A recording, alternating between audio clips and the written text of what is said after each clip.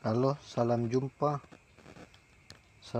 kembali bersama saya Andi Sulaiman. Hari ini saya akan bercerita sedikit sejarah tentang Arung Palaka. Arung Palaka adalah seorang tokoh yang sangat populer dalam masyarakat Bugis dan umumnya dalam masyarakat di Sulawesi Selatan. Meskipun pada awalnya tokoh ini diinvestasikan oleh sebagian orang dengan satu citra yang kurang tepat. Namun dalam perkembangan selanjutnya, ketika masyarakat Sulawesi Selatan semakin cerdas pemahaman sejarahnya, akhirnya dapat dipahami posisi sesungguhnya tokoh Arung Palaka dalam peta tokoh sejarah dan perjalanan kehidupannya. Arung Palaka kemudian menjadi bahan perhatian oleh banyak ilmuwan dan kemudian menjadi bahan kajian khusus dalam bidang sejarah. Dari hasil penelitian mereka kemudian lahir banyak buku tentang tokoh ini yang semakin menguatkan citra positif dalam perjuangannya. Namun ketika citra positif itu terbangun pada Arung Palaka, tidak lantas menimbulkan citra buruk di pihak atau tokoh yang lain. Justru terjadi penguatan di kedua sisi, karena semakin jelas apa sesungguhnya yang mereka perjuangkan dan bagaimana mereka masing-masing mempertahankan citranya.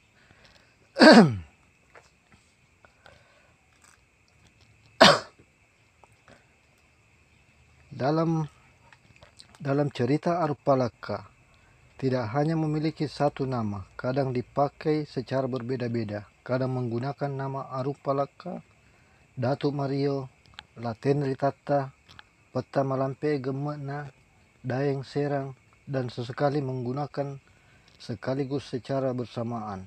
Misalkan Arung Palaka, Datuk Mario, Latenri Tata, Daeng Serang, Toa Patunru, Peta Malampe Gemena, Matinroi Ribontoala. Gelar Anumerta Matinroi Ribontoala diberikan kepada Arung Palaka setelah kematiannya.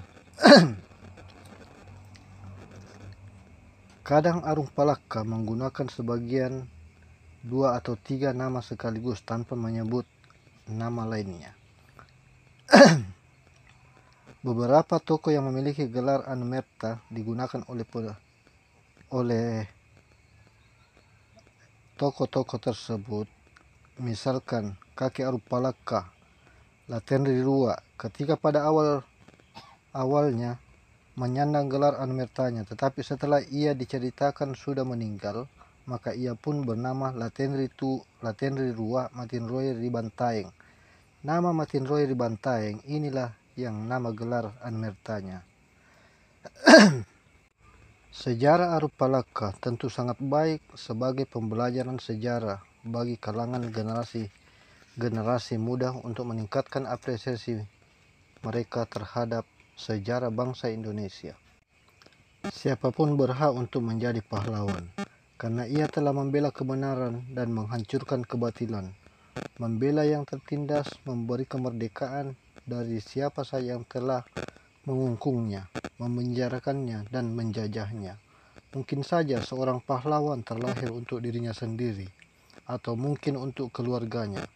Pahlawan juga hadir untuk bangsa dan negaranya. Siapapun pahlawan itu, dia akan dihormati dan dikenang sepanjang masa. Arung Palaka, Datuk Mario Latenri Tata, Peta Malampe Gemena, adalah sosok manusia yang telah berjuang untuk mengangkat harkat dan martabat manusia sebangsanya. Orang-orang Bugis, Bone dan Sopeng yang tertindas kemanusiaannya dibela dan dibebaskan dari kerja paksa di benteng Somba Opu, negeri Goa pada abad ke-17. Meskipun mendapat perlakuan khusus oleh Raja Goa ketika itu, namun ia tidak rela melihat nasib rakyatnya yang menderita. Ia lebih mencintai kemanusiaan daripada hidup manja dan terhormat di atas derita rakyatnya. Sebagai seorang yang belajar akan sejarah Arung Palaka, saya mengajak bagi generasi muda tentang bagaimana menghargai dan memperjuangkan nilai-nilai kemanusiaan. Sosok Arung Palaka, Datuk Mario sebagai sang pembebas sudah sepantasnya dijadikan teladan dan diwarisi semangatnya oleh generasi muda Bugis dewasa ini. terutama dalam berjuang membangun bangsanya. Saya mengajak generasi muda mengembara bersama sang pembebas dari satu tempat ke tempat yang lain, sampai menghalau berbagai rintangan, yang menghadang, sampai pada saat ia menjadi kuat dan tangguh untuk melakukan perlawanan. Perjuangan tak mudah menyerah. Ini pula yang harus diwarisi oleh generasi muda sekarang ini.